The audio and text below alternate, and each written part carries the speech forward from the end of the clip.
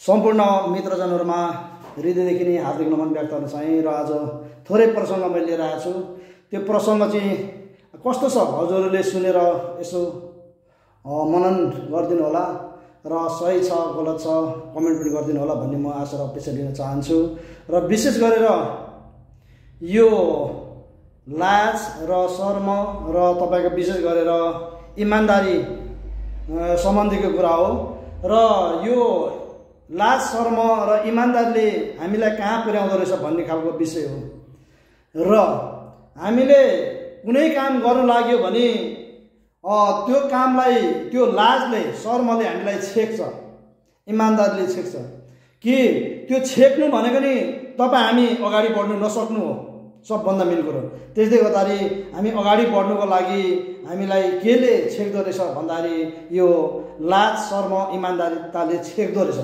यो छेकिएपछि तपाईँ हामी कहिले हाम्रो स्तरीय उन्नति पनि हुँदैन, हाम्रो चेतनाको विकास पनि हुँदैन, यो हाम्रो दिमागको विकास पनि हुँदैन र तपाईँ हामी जहिले पनि एउटा पशु समान भएर बाँच्नु बाध्य हुन्छौँ। कि उदाहरण लागि एउटा कार्यक्रम हुँदैछ, त्यो कार्यक्रममा तपाईको समस्त मानिसहरू भेला भएर त्यहाँनिर विशेष कुराहरू हुँदैछ, तपाईँ हाम्रो फाइदाको लागि हुँदैछ भने त्यो कार्यक्रममा त्यो हामीलाई लाजले त्यो शर्मले इमानदारीताले त्यो ठाउँमा पुग्नु दिँदैन। यदि गइहाल्ने पनि त्यहाँ गएर मुख छोपेर बस्ने लाजले र कान थुनेर बस्ने सबभन्दा शर्मको कारणले लाजको कारणले सबभन्दा पछाडि बस्ने कि त्यो अगाडि बोलेको कुराहरू पनि हामीलाई थाहा हुँदैन, त्यो भनेको नि हामी पशु समान हो। के यो लाजले इमानदारीले हामीलाई के बनाउँदो रहेछ भने पशु बनाउँदो रहेछ। अनि जो मान्छे बोल्छ त्यो मान्छे लजाउँदैन, त्यो मान्छे अगाडि बढिहाल्छ। त्यसले गर्दाखेरि तपाईँ हाम्रो समाजलाई आजसम्म लाजले शर्मले र इमानदारीताले हामीलाई पछाडि राखेको रहेछ, अँध्यारोमा ओझेलमा राखेको रहेछ र भन्ने कुरा तपाईँ हामीले बुझ्नु जरुरी छ। त्यसले गर्दाखेरि अब अलि चेतनशील भएर अलि दिमाग लाएर विवेक लाएर तपाईँ हामी कम्तीमा पनि अगाडि हिँड्नको लागि तपाईँ हामीले राजनीति गर्नु सिक्नै पर्छ। राजनीति गरिसकेपछि तपाईँको त्यो लाज शरम इमानदारीता सबै हराएर जान्छ। त्यो हराएर जानु भनेको नि तपाईँ हामी चेतनशील भएर मान्छे बन्नु हो। जबसम्म तपाईँ हामी इमानदारी र लाज शर्म भित्र बस्छौँ तबसम्म तपाईँ हामी पशु नै हुनेछौँ। ल त्यस्तै गर्दाखेरि तपाईँहरूलाई म सबैलाई भन्न चाहन्छु, हाम्रो मान्छेहरूलाई लाज शर्मदेखि तपाईँहरू मुक्त हुनुहोला र सचेत र सक्षम र विवेकशील र दिमाग लगाएर चेतना खोलेर अगाडि बढ्नुहोला। र त्यसको साथसाथै तपाईँहरूले अब राजनीति गर्न सिक्नुपर्छ। राजनीति गर्न सिक्नु भनेको नै तपाईँको सबभन्दा सर्वोत्कृष्ट स्थान हो। त्यो राजनीतिभन्दा माथि अरू केही हुँदैन। राजनीति भनेको तपाईँको माथि टावर हो, तल बस्यो भने तपाईँ हामी एउटा पशु समानको व्यवहार भएर हामी हिँडिरहेको हुन्छौँ कि राजनीतिले हामीलाई त्यति कभरिङ गरेर ह्यान्डलिङ गरेर घुमाइरहेको हुन्छ। त्यसले गर्दाखेरि राजनीति भनेको सबभन्दा यो दुनियाँकै सबभन्दा शक्तिशाली भन्नु नि राजनीति हो।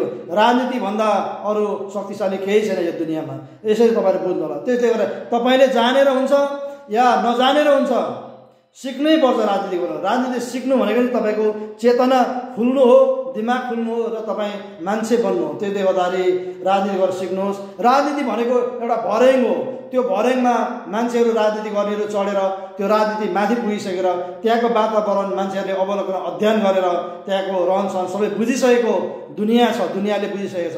तर हाम्रो मान्छेहरू राजनीतिको भर्याङमा जाउँ न चढौँ भन्दाखेरि जान्छ, कोही बिचमा पुगेर कोही म त जान्न भने शर्मले उसलाई इमानदारीताले फिर्काउँछ। फिर्काएर यता राजनीति भर्याङमा नचढिकन फिर्किनु भनेको नि पशु फेरि बन्नु हो। त्यसले गर्दाखेरि राजनीति तपाईँले सिक्नु जरुरी छ र तपाईँले सिक्नै पर्छ हाम्रो मान्छेहरूले। र सिकौँ र जानौँ बुझौँ र अगाडि बढ्नुपर्छ। यो अहिलेको समय भनेको तपाईँ हामीले राजनीति नगरिकन हाम्रो काम छैन।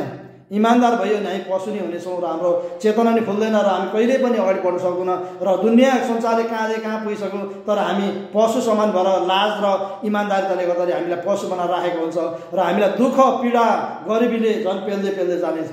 तब राजनीति तपाईँ गर्न थाल्नु भने त्यो दुःख के अरे गरिबी पनहरू हट्दै तपाईँले जो राजनीति गर्ने व्यक्तिहरूसँग सहकार्य गरेर त्यहाँको यथार्थ कुरा बुझेर उनीहरूसँग हातैमालो गरेर अगाडि बढ्न सक्नुहुन्छ। त्यसले गर्दा राजनीति गर्न सिक्नुहोस् है भनेर म आफ्नो हाम्रो मान्छेलाई म भन्न चाहन्छु। र राजनीति तपाईँले यदि त्यो भर्याङमा नफिकिन सरासरी राजनीति स्टेप भर्याङमाथि पुग्नु भने त्यहाँको राउन्डसम्म बुझिसकेपछि तपाईँलाई कसैले भोलि तिमीले राजनीति नगर भनेर त्यो हिँड्ने त्यो भर्याङमा के अरे त्यो बाटो भर्याङको सिँढीहरूमा तपाईँलाई अवरोध र छेको भने तपाईँले ओरको भर्याङ बनाएर ओरकोपट्टिबाट तपाईँ त्यो राजनीति भर्याङ चढेर माथि राजनीतिको टावरमा पुग्न सक्नुहुन्छ कि त्यतिसम्म शक्तिशाली हुन्छ राजनीति गर्न थालेपछि दिमाग र विवेकहरू। त्यसले गर्दाखेरि तपाईँहरूले राजनीति गर्नुहोला। सबैले राजनीतिभन्दा ठुलो कुरो केही छैन है, मैले भनिदिएको है।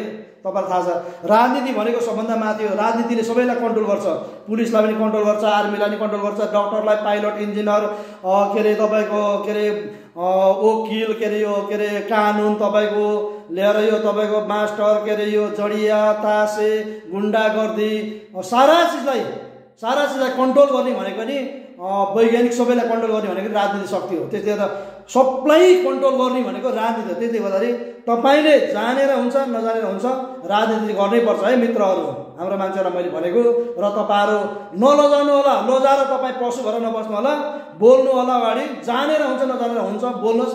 मैले पनि बोल्ने प्रयास गरिरहेको छु कि म पनि पशु समान छु होइन। त्यसले गर्दाखेरि बोल्नै पर्ने रहेछ भनेर म बेला बेला आफै चिच्याएर कराउने गर्छु र बोल्ने गर्छु।